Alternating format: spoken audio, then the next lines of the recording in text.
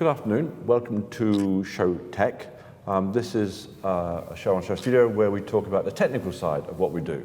I'm here today with Raquel and Myles from SHOWstudio, and we're going to talk a little bit about how we approached something which I think is really exciting, which is making a film for the house of Maison Margiela, but making a film in 360.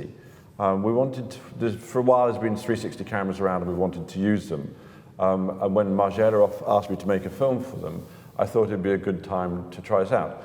So, Myles, do you want to tell us a little bit about which 360 camera we used? The Zcam S1, it's this kind of weird black cylinder, and it has these 4 fisheye lenses kind of all around it. On a normal camera, obviously, you just shoot maybe to 1 memory card, and then that's it. But on this, you actually shoot to 4 simultaneous memory cards, and then you have to sync each clip afterwards. You have to put it through kind of a weird stitching software and kind of just fine-tune everything. You're filming in 360, of course there's no real neutral zone. Yeah. You know, we're filming here and you guys can't see what's happening over there. Yeah. But you're filming in 360, it's quite an interesting thing because of course it takes away the director's ability to be able to say, okay, and now I want the camera to move in from the left, or now I want to, you know, all those sorts of things are gone.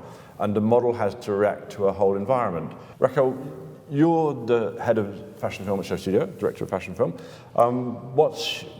Putting together a film like this, what special problems did you come up against? What I found really interesting is if you try to edit like a normal film, we're used to consume imagery so quickly, in a way. Mm-hmm. We understand what is in front of us. But for example, a shot that will be long enough in a 2D film, in a VR film, it actually takes you much longer to consume. Mm. Yeah. So it's actually editing against your instincts because you cannot cut like you would cut a normal film even knowing that you're actually editing it in the 2D space. When you watch it in a VR set, the film is actually wrapped around you, but when you edit it, you actually edit it flat. So there's a lot of like trial and error. There's loads of things that work in 360. For example, when you have a scene where a girl moves from left to right, or for example, when you fade the color from left to right. So when you actually give hints to the public of how to see the film, so you guide them a little bit. Yeah, you almost kind of want to have a sign that says, now look up, or now look down, or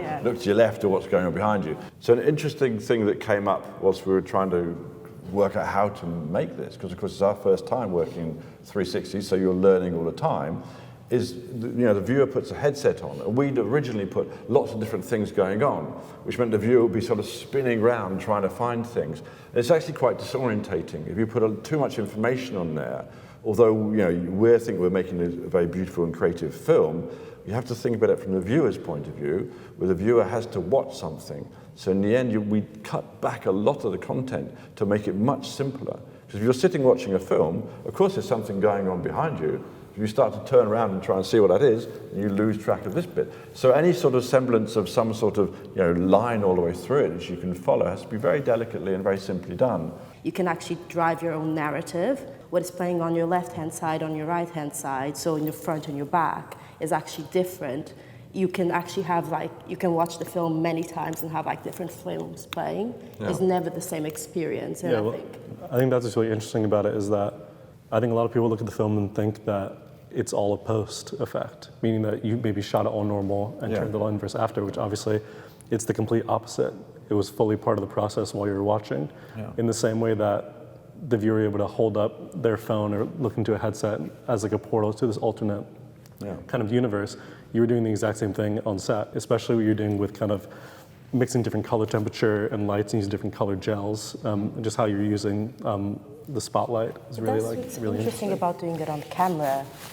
It is the fact that you did lighting and everything based on what you're seeing through the negative space. And that is completely different from shooting a film in positive and then putting to negative. You know, the film was actually shot to look the way it's looking. It's not an afterthought at all. I think it's a very interesting proposal. First of all, we're shooting a film in negative, and then we're shooting a film in 360. So we have some very radical new disciplines to try and get hold of. So instead of shooting a film in, like you see it now, in positive, we just switched on all the monitors and all the cameras into negative. So we've created a new color space. I think it's all very interesting, and you know, we're trying to push boundaries and trying to find things that haven't been done before. Certainly with the use of a 360 camera, it allows you to understand filmmaking and delivery of a film to an audience in a very new way.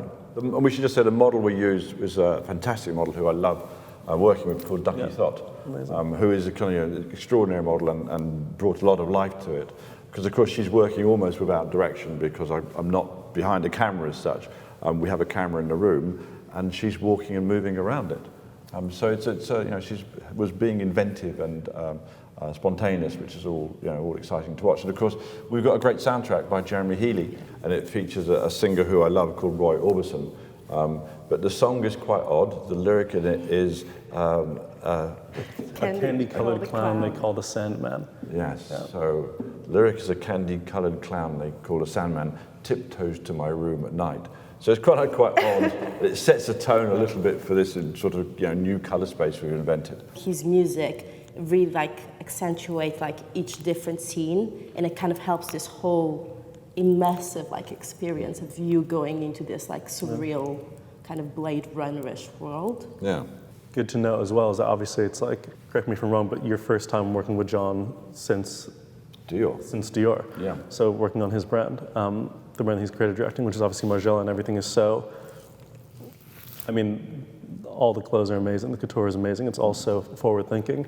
So I think it's really interesting that as your first time, it's your first shoot collaborating with him. Obviously the main film and the 360 film are shot in tandem at the same time over the course of 2 days. Yeah. And I think just the fact that you chose this as one of your first collaboration points since then is really, really amazing. Yeah. And I think with Jeremy's soundtrack too, as well as just, I know John's references and the set and what we've done with the color, it really does build this world. Like Raquel just said, when you put on the headphones and you watch it, it is this kind of weird world that you seem to have invented, because there's kind of Roy Orbison crooning, singing in the background, at the same time as these kind of weird synths, and you're looking at a girl who's blue, wearing these amazing futuristic couture clothes. So it does take you into another space. Yeah. But that's what we enjoy doing at SHOWstudio, is to try and find new ways of doing things. Thank you very much. Thank you.